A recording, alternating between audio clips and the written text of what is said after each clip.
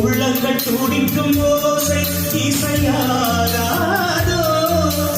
மங்கரிவள் வாழ்த்திருந்தால் மல்லிகை பூவாசம்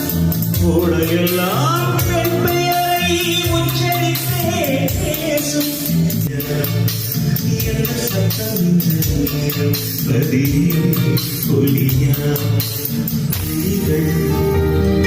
முத்தம் கருதா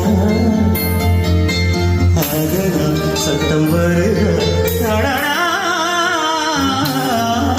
என்ன சத்தம் என்ன